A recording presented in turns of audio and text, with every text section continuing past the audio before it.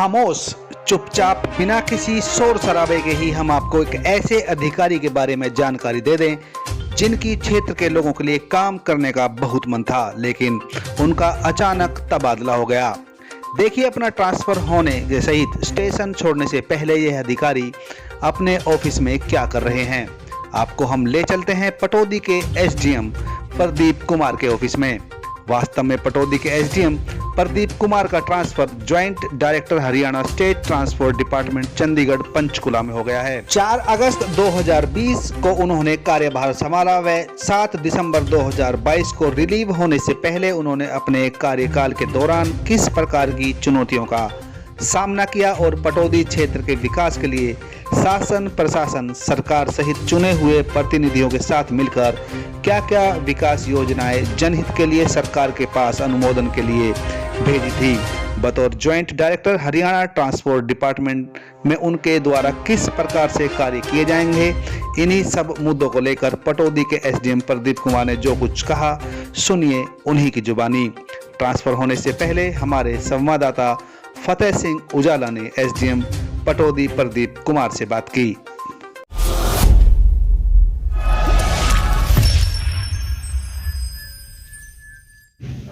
4 अगस्त 2020 को आपने as a SDM Pataudi joining करी।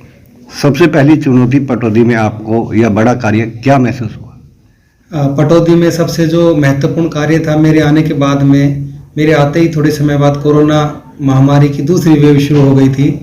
तो उस समय मेरे लिए सबसे बड़ी चुनौती आते ही वो हो गई थी, क्योंकि पहली बार गुरुग्राम में जिस तरह का एडमिशन था अस्पतालों में वो बहुत ज़्यादा था और उस समय मुझे जिले स्तर पर ऑक्सीजन मैनेजमेंट का काम दिया गया था। तो वो मेरे लिए बहुत बड़ी चुनौती थी और उसके साथ साथ हमने पटौदी के लोगों को भी कोरोना में जो हमसे राहत मिल सकती थी हमने वो देने का प्रयास किया। तो देहात से किस प्रकार की समस्याएं अधिक आई हैं? पटौदी में ज़्यादातर जो समस्याएं हैं वो अवैध कब्जा हटवाने के बारे में है ग्रामीण क्षेत्रों में, और दूसरे नंबर पे अगर मैं सोचूं तो इसमें जो गलियां हमारी कई अंडर कंस्ट्रक्शन है, नहीं बनी है कोई कोर्ट केसेस के कारण से, कहीं पे वाटर लॉगिंग पानी जो भर जाता है गलियां बनने के बाद उसका डिस्पोजल नहीं है, वो समस्याएं गंभीर हैं। जैसे फॉर एग्जांपल घोड़ाकला गांव में जो पानी का डिस्पोजल न होने के कारण से हमें पानी की निकासी की बड़ी समस्याएं आ रही हैं और पानी रोड के दोनों साइड अभी इकट्ठा हो जाता है। हमने उसके प्रयास के लिए एक जोड़ जैसे नोहिया वाला जोड़ खुदवाया हुआ है, तो उसमें अभी कनेक्शन करने के लिए 44 लाख का एस्टिमेट हमने सरकार को भेजा भी हुआ है। जैसे ही वो पैसा आएगा तो ये शायद समस्या का हमारा समाधान बिलासपुर से लेके उच्च मात्रा तक पानी जो भरा है इसका हम करवा पाएंगे। मेजर जो प्रॉब्लम अक्सर रही है वो रही है एसटीपी को लेकर के, ड्रेनेज को लेकर के। इसमें आपकी तरफ से क्या कुछ कार्य किए गए या प्रशासन को शासन को रिकमेंड किए गए?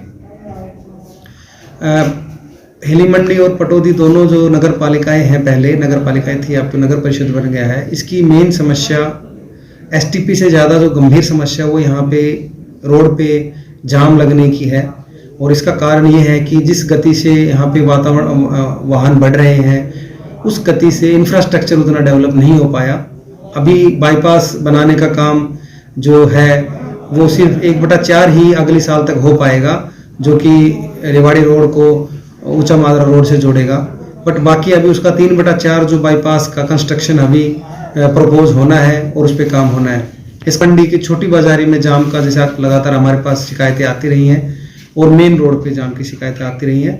जहाँ तक एसटीपी का वाटर डिस्पोजल का इशू है, जो मैं आपसे पहले भी कह रहा था कि पानी की निकासी की यहाँ गंभीर समस्या है, उसके लिए पब्लिक हेल्थ डिपार्टमेंट ने बहुत बार प्रयास किया कि वो पाइप कूड़ा डंपिंग का जो पॉइंट है वो पहले से ही निर्धारित था, वो नगर पालिका की ज़मीन थी और उस पर वो कॉलोनी जो है वो मतलब प्लान करके नहीं बसी हुई है, तो इस कारण से उनको ये असुविधा आ रही है।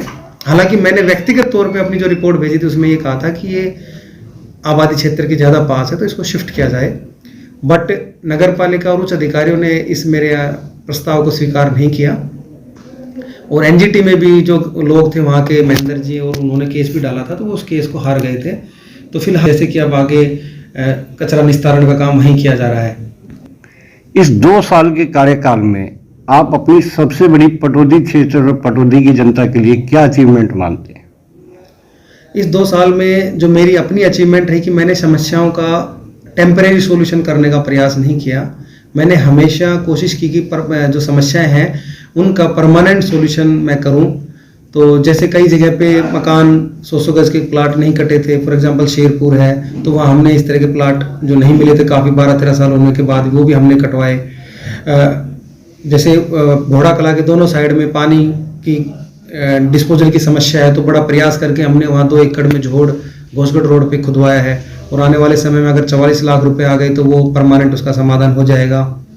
इसके अलावा जैसा विधायक जी के सहयोग से भी हमें सहयोग मिला, जो 4 लेन बनना है कुलाणा से बिलासपुर रोड, ये चल रहा है। आने वाले भविष्य में अगर ये सही हो, सक्सेसफुली अगर लागू हो जाता है तो इससे काफ़ी समाधान रहेगा, लोगों को इसमें सुगम आवागमन लोगों का बना रहेगा।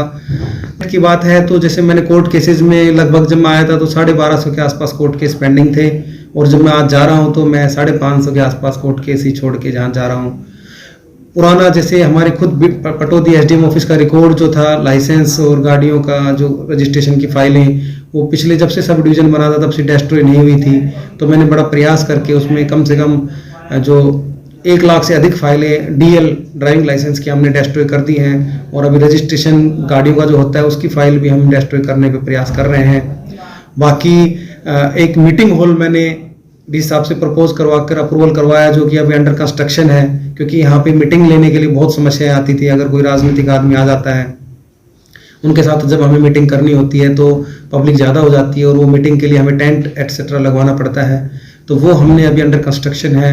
तहसीलदार का कोर्ट नहीं था, उसके लिए हमारा टेंडर पे चल रहा है। पटवारी के केबिन जैसे नहीं है, पटवारी अलग अलग रूम में बैठते हैं, तो उनके केबिन हमने प्रपोज करके वो अप्रूव हो गया है, तो वो आने वाले समय में जो एसीपी साहब के ऑफिस के साइड में केबिन बनेंगे, उसमें ये कार्य भी चल रहा है। हमने अपनी तरफ से बेहतरीन प्रयास किए कि हम उनको जितना जल्दी हो सके उनकी जो इंफ्रास्ट्रक्चर को भी हम सुधारें, साथ में जो लोगों की समस्याएं हैं वो भी सुधारें। आज जब मैं चार्ज छोड़ रहा हूं तो मेरे पास लगभग 2 से 3 सीएम विंडो ही पेंडिंग है मेरी व्यक्तिगत, जो एसडीएम ऑफिस की हैं, और तहसीलों में भी हमारी 3-3, 4-4 ही पेंडिंग है। अदरवाइज नहीं तो कई दफ्तरों में बहुत बड़े संख्या में ये पेंडिंग रहती है। लोग परेशान रहते हैं कि उनकी शिकायतों का समाधान नहीं हो रहा।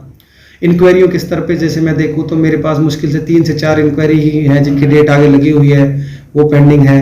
तो जो मेरा एज एसडीएम जो मेरा काम था, मैंने उसमें मतलब मैक्सिमम डिस्पोजल करने का प्रयास किया, लोगों की समस्याओं का, कोर्ट केसेस का।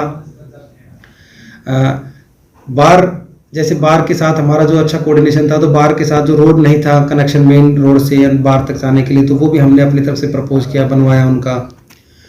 जो भी मेरे संज्ञान में बातें आई, मैंने हमेशा उनको अतिशीघ्र समाधान करने का प्रयास किया। पब्लिक इंटरेस्ट के काम जो आपके द्वारा रिकमेंड करके फॉर डेवलपमेंट, जिसको देसी भाषा में या अंग्रेजी भाषा में, टेक्निकल भाषा में पाइपलाइन में बोल देते हैं, वो क्या कुछ 2 या 3 ऐसे बड़े इंपॉर्टेंट काम आप बताइए जो अंडर पाइपलाइन मान लिए जाए।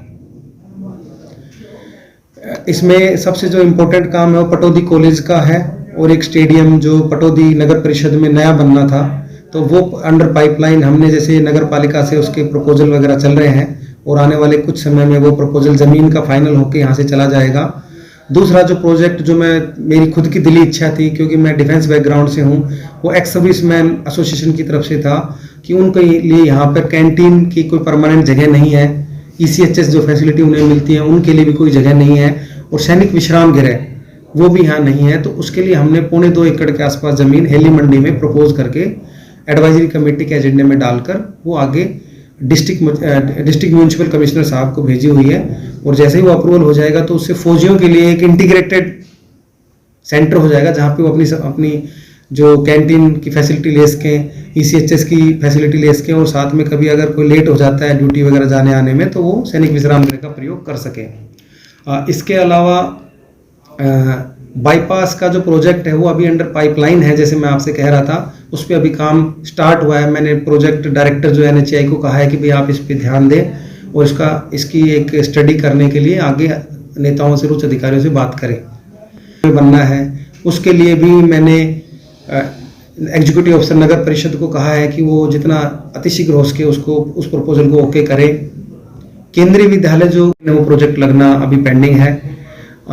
फरूख नगर में जाम की जो समस्या रहती थी उसके लिए हमने जैसे वहाँ 2 पुलिस पोस्ट बनाने के लिए और साथ में एक हाइट अरेस्टर ऊंचा लगाने के लिए कि कोई डंपर जो है वो बावड़ी के नीचे से ना निकल सके, और माननीय उपायुक्त महोदय से धारा 144 लगाकर कि बड़ी जो गाड़ियां हैं वो जो बावड़ी है हिस्टोरिकल हेरिटेज उसके नीचे से ना गुजरे, वहाँ पे भी हमारा प्रयास रहा है। अब आप यहाँ से ट्रांसफ़र होकर के as a joint director transport department जा रहे हैं, वहाँ क्या प्राथमिकताएं मान ली जाएं जो आपके द्वारा पब्लिक इंटरेस्ट में रहेंगी? मैं ईमानदारी से कहूँ तो अभी ये प्रोजेक्ट मेरे लिए बिल्कुल नया है, तो अभी मैं वहाँ जाऊँगा तो मैं उसको स्टडी करूँगा कि उसमें क्या क्या वहाँ की प्राथमिकताएं हैं, क्या ड्यूटीज़ हैं, और वो एक नॉन फील्ड पोस्ट है तो वहाँ पे ज़्यादातर डॉक्यूमेंटेशन या पॉलिसी मेकिंग का काम होता है, तो उसमें जो मेरे से वहाँ पे भरसक प्रयास हो सकेगा सरकार की तरफ से जो मुझे जिम्मेदारी दी गई है मैं उसको पूरी मन और तन से उसको करने का प्रयास करूँगा। ये थे हमारे साथ पटौदी के एसडीएम प्रदीप कुमार, जिनसे आज उनके रिलीव होने के समय पे बातचीत की गई। पटौदी एसडीएम ऑफिस से विशेष रिपोर्ट पत्रकार फतेह सिंह उजाला।